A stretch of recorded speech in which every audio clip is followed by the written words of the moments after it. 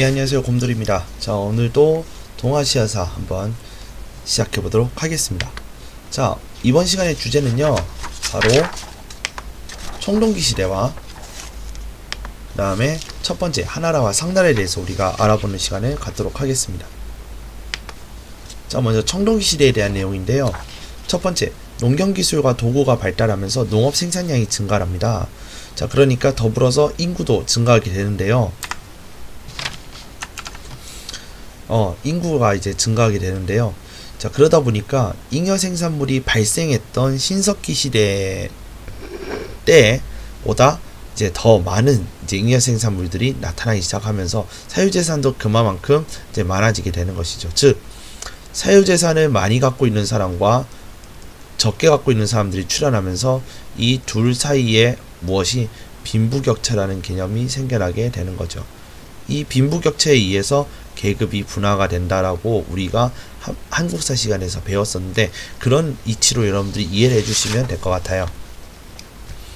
두 번째, 청동기 사용인데요. 청동기는 먼저 이제 청동이라는 것은 뭐냐면 먼저 구리와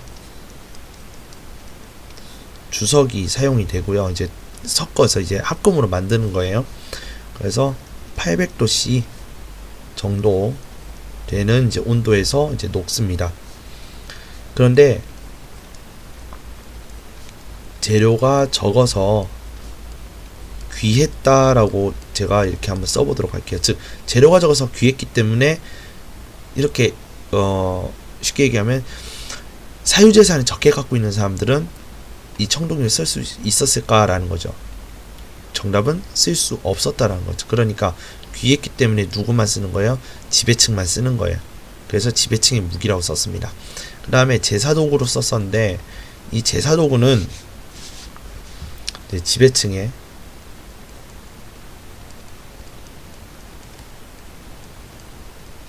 이제 권위를 상징하는 도구들이 바로 제사 도구들이 되겠습니다. 그래서 이 지배층의 무기로는 우리가 어떤 것이 있냐면, 한반도에 있었던 이제 동검들 중에 비파형 동검이라고 있습니다. 이런 게 있고요. 그 다음에 제사도구로는 우리가 어떤 것이 있어요? 거울과 청동 방울, 이런 것들이 있겠죠. 그죠? 네, 이렇게 우리가 볼 수가 있겠습니다. 자, 그 다음에 이런 청동기 시대에는 이런 청동기를 가진 집단이 이웃 부족들을 이제 통합하면서 전쟁이라는 것을 개시하게 돼요. 그래서 전쟁이라는 것이 발생하는데, 우리 한국사의 내용을 좀만 다시 이제 돌려서 보면은, 자, 한국사에는 이 청동기 집단들이 어디서 살았다라고 되어 있냐면 산지와 구릉지대에서 살았다고 되어 있고, 이들이 또 쌀농사나 이런 것들을 지으려면은 물이 많이 필요하잖아요. 그래서 이 당시에 강은 그들에게 뭐 농업의 터전을 제공하기로 했지만, 전쟁 시에는 이는 자연적으로 생긴 방어 시설로 이용이 되더라는 거예요. 뿐만 아니라 이 강만 만든 것이 아니라 뭐 울타리를 세우고 하는 등 방어 시설도 이제 구축을 하는 것이죠. 네, 요런 것들을 통해서 우리가 알 수 있는 것이 뭐냐면, 그 청동기 시대 때 와서 정복 전쟁 같은 것들이 발생하게 되었다. 이렇게 우리가 볼 수가 있겠습니다. 자, 그래서 동아시아 지역별로 우리가 청동기 시대에 대해서 보자면, 먼저 중국 본토, 몽골, 만주 한반도, 일본, 베트남 이렇게 있습니다. 첫 번째로 중국 본토에 대해서 볼 건데, 먼저 룽산 문화에서 얼리터운 문화로 변화된 요 내용에 대해서 볼 겁니다. 자, 룽산 문화는요, 먼저 신석기 양사오 문화와 그 다음에 다원커우 문화가 합쳐져서 아우르는 그런 이제 룽산 문화를 일으켜냈는데요.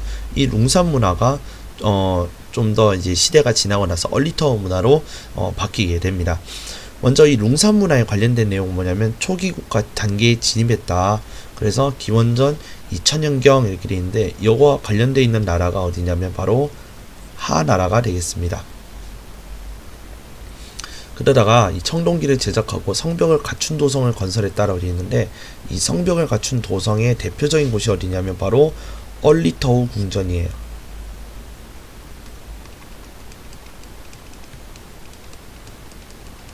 얼리터우 궁전이 되겠습니다. 자, 그러다가 이 황하유역에 상나라가 발생을 하게 되는데요. 이 상나라, 즉 이 황하유역이고, 여기도 역시 황하유역인데, 일단 청동 무기와 청동 제기로 이제 그런 것들을 이제 제작을 하였다라고 볼 수가 있습니다. 상나라 같은 경우에는 기원전 약 1600년경쯤에 만들어졌고요. 그 다음에 여기서 말하는 제기라고 하는 것은 뭐냐면, 우리가 발로 차는 것이 제기가 아니라 제사 도구를 이야기합니다. 됐죠? 네. 자, 몽골에 대해서 볼게요. 몽골은 기원전 약 1700년경 문화로서 청동 무기와 청동 생활 도구를 만들었는데요. 여기서 말하는 마구는 뭐냐면, 말에게 쓰는 도구 이런 거예요. 그냥 뭐 등자 뭐 이제 이런 것들이에요. 뭐 이제 그러니까 말을 탈 때 쓰는 이제 도구들 같은 거, 그런 거를 보시면 되겠습니다. 자, 그럼 세 번째로 사슴돌이라는 걸 만들었고 판석묘라는 걸 만들었는데, 먼저 사슴돌은 뭐냐면 큰 돌을 이제 세워서 만든 그런 이제 기념물이에요. 그래서 거석 기념물이라고 이야기를 할게요. 거석 기념물을 만들거나 또는 판석묘를 건축했다. 이거는 뭐냐면 묘지, 무덤 이런 거예요. 땅을 파서 시신을 묻은 다음에 판석으로 덮고 또 거기다가 이제 흙을 덮어서 또 위에다가 뭘 하나 또 세우는 거예요. 그게 판석묘라고 보시면 되겠습니다. 자, 그 다음에 만주 한반도인데요. 만주는 기원전 20세기에서 15세기경에, 한반도는 기원전 10세기경에 이렇게 만들어졌는, 이제 이룩을 했는데요. 이제 내용은 보시다시피 청동 무기와 청동 장신구를 만들었고요. 그 다음에 생활도구로는 목기와 석기가 있었는데, 결국 뭐냐면 청동과 혼용을 했다라고 보시면 되겠습니다. 그러니까 제사도구나 또는 이제 지배층의 무기로서 이제 사용되다 보니까, 이제 일상 생활도구 같은 경우에는 이 여전히 석기를 사용할 수밖에 없었다. 그러니까 청동기는, 우리나라의 청동기 같은 경우에는 이 간석기와 함께 여전히 둘이가 같이 혼용을 하던 그런 시기라고 우리가 보시면 되겠습니다. 그래서 이제 우리나라에 보면 이제 민무리 토기 이런 게 유명하고요, 그죠? 그다음에 고인돌과 돌론무덤 이런 것들이 유명하죠, 그죠? 특히 이 석기에서 이제 등장하는 것이, 대표적인 것이 뭐냐면 반달돌 칼이에요. 네, 이렇게 보시면 되겠습니다. 그다음에 일본 열도에 대해서 한번 보도록 할게요. 야요이 문화, 즉 야요이 시대 때는 좀 특징적으로 뭐냐면 청동과 철기가 한꺼번에, 그러니까 거의 텀이 거의 얼마 없이 와요. 무슨 말이냐면 기원전 3세기이면 한반도는 이미 이제 철기가 이제 시작될 이제 무렵이기 때문에, 그때 한반도로부터 벼농사 문화를 받다가 얼마 있어서 철기 문화도 같이 들어와요. 이해되시겠어요? 그렇기 때문에 얘네들은 청동기 문화가 그렇게 길지가 않아요. 바로 곧장 이제 철기로 이제 이행이 되는데, 이렇게 철기 문화를 수입하면서 얘네들이 움집을 이제 거주하게 되는 겁니다. 이제 정착 생활을 하니까요. 그 다음에 청동기. 이 청동기로는 이제 제사 도구와 장신구를 위주로 만들게 되고, 철기로는 공구와 이제 무기들을 만들게 되는 것이죠. 그 다음에 여전히 나무와 이제 간석기 같은 것들을 썼다가, 이제 점차 도구가 발전하면서 이제 농기구가 발전을 해요. 쇠를 덧대면서 이제 소위 말하면 그 내구력을 이제 키우게 되는 것이죠. 자, 그래 베트남인데요. 베트남은 기원전 7세기에 동서 문화가 있는데, 이 청동으로 만든 북이 있고요. 그 다음에 나무로 만든 이제 나무로 만든 것을 우리는 이제 목기라고 그러는데, 그죠? 이 목기로서 처음에 경작을 하다가 이 도구가 발전하면서 가축 및 금속 쟁기로 이제 경작을 하게 되는 것이죠. 요게 바로 베트남의 동선 문화가 되겠습니다. 자, 여기까지 우리가 청동기에 대해서 봤다면, 이제는 그 중국에서 나타난 문화들 중에, 국가들 중에 바로 하나라와 상나라에 대해서 한번 보도록 할게요. 먼저 우리 국가 성립에 대한 내용에 대해서 이제 볼 건데, 오늘 우리가 하나라와 상나라를 하잖아요. 다음 시간에는 무엇을 할 거냐면 주나라와 춘추 전국시대를 볼 거고요. 그 다음 시간에는 무엇을 볼 거냐면 진나라와 한나라에 대해서 볼 겁니다. 그래서 3부작으로 이렇게 만들 건데, 먼저 1부작이 뭐냐면 하나라와 상나라에 대한 내용을 먼저 보도록 할게요.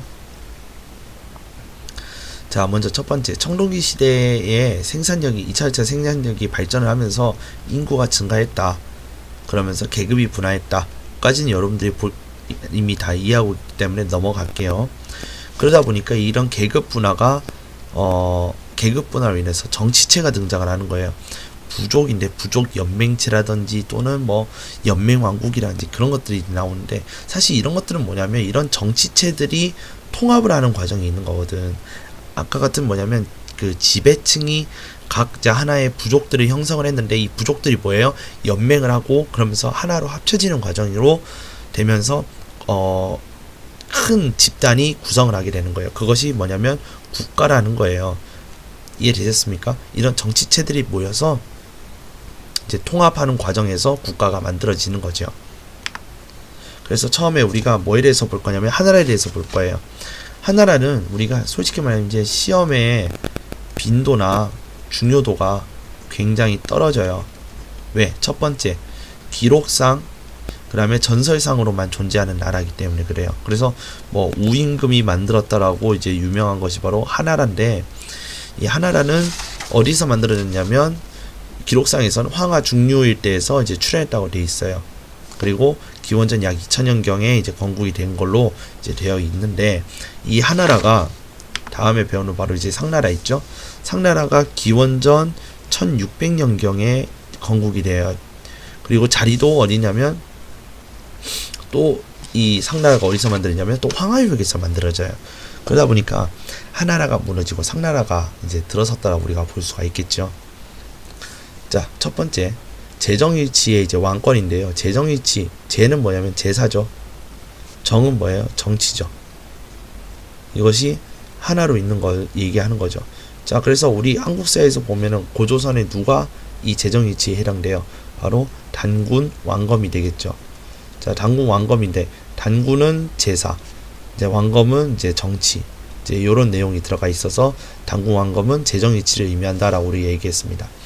자, 그러면 신권정치와 신정정치에 대해서 우리가 간단하게 볼 건데요. 앞으로 우리가 신권정치 또는 신정정치라는 말을 더 많이 쓸 거니까 이 용어에 대해서 여러분들이 뜻을 대충 좀 아셔야 될 것 같아요. 자, 지배자가 신 또는 신의 대리인으로 간주되고,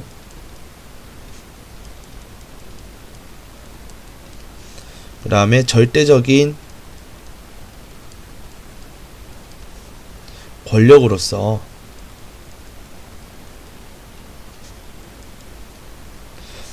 인민, 백성 또는 뭐 피지배층 상관없습니다.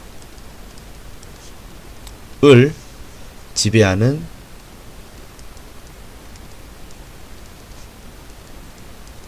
정치 체제를 의미합니다.